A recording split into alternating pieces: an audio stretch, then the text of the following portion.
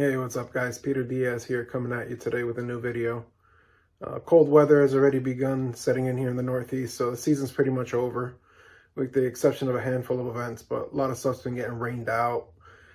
And it's just flat out cold to go out to anything with the car, so gonna look to start tearing it down a little bit. Want to get a few things done over the winter. Want to clean up a few pieces of the wiring that remain in the engine bay and a couple of other odds and ends that I'm just not happy with. Hopefully get it to a spot where I finally like it. And also get a few things done on the interior and the exterior of the car. So yeah, we're going to start off with the wire tuck. So over the summer I made a few changes to the engine. I put on the Tech Arts velocity stacks with the T3 splash guard. I got the new headers on that were made by Select Speed. Did an awesome job on them. Super happy with them. Got some new plug wires in, and I think that's it. Just cleaned up a few other things, but what I want to focus on over the winter now is the harness that runs from one side of the engine bay to the other on the outside of the firewall. So this is the harness that connects it to the ECU, and that one, I believe, does the gauges and sensors. So my goal is to get that routed behind the firewall so that you don't see it, and also clean up a lot of this area back here. That's the end goal. We'll see how well it comes out. And just in general, kind of clean up that area in the back. I'm not happy. It looks like a rat's nest. I'll hopefully clean it up a bit. Let's see how it comes out. Step one is going to be taking the stacks off. And unfortunately, it's way too tight to get access to the back firewall without taking a lot of stuff off. My goal is to run the harness through the heater core holes, since I don't run heat on this car. A lot of people tend to do that. It's pretty straightforward, but unfortunately, due to like the stack size, due to the water line kit that I have, everything is just way too close to the firewall. So I'm gonna have to start taking a few things apart just to get access back there, and hopefully get just enough room to sneak things where I want them. So yeah, this part is pretty straightforward. It's just a couple of 6mm Allen keys that hold the stacks in place. It's two bolts per throttle. You just take them off, and one by one, we'll take those off and set them off to the side.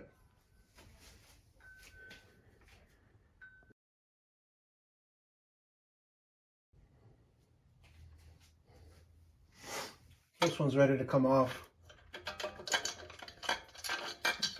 Screw it. And that's it. These are 100mm throttle bodies by Tech Arts. Absolutely love the way they sound on the car. And I just run a simple mesh filter on mine. I know it's probably not the best. A lot of people say it's not, but it is what it is. I mean, car gets driven throughout the season.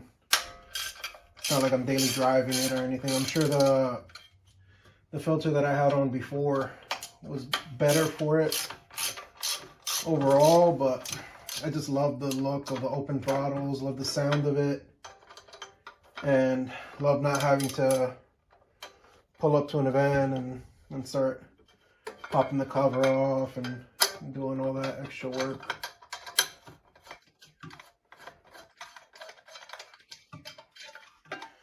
As you go along, because of the heat shield, I'd usually just take one bolt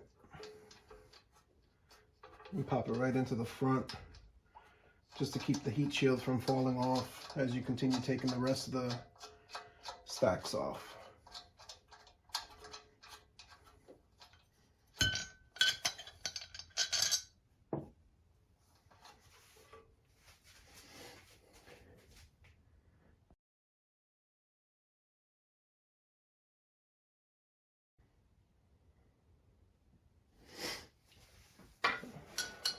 Last stack coming off.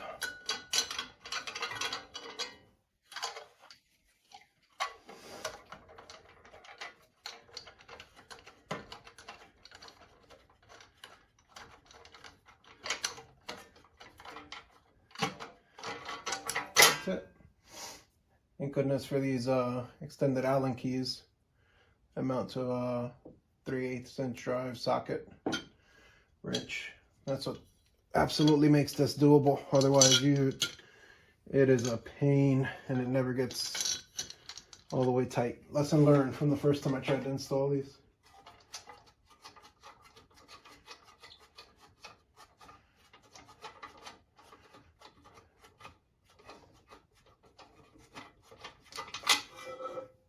That's it.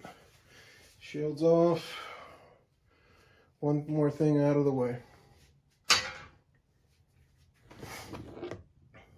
can see the stacks there. Definitely recommend these if you have a blacktop 20 valve. They look good, they sound good, they feel good in the car. Can't recommend them enough from Tech Arts.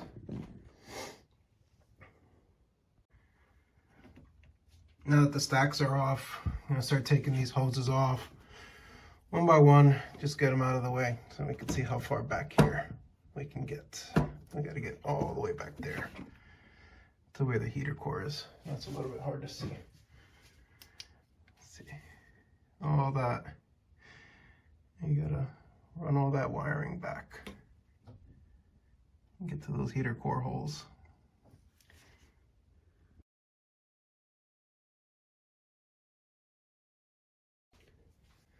Got a couple of the hoses out of the way. Intake air temp sensor. Got the map sensor out of the way. Get this other breather out of the way.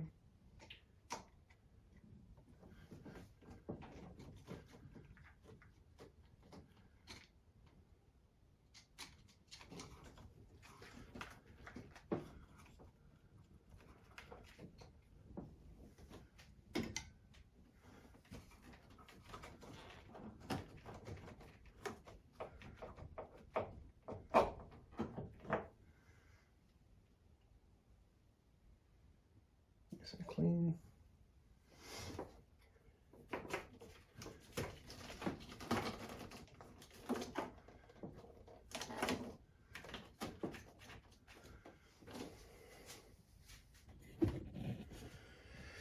So that's what we're trying to get to.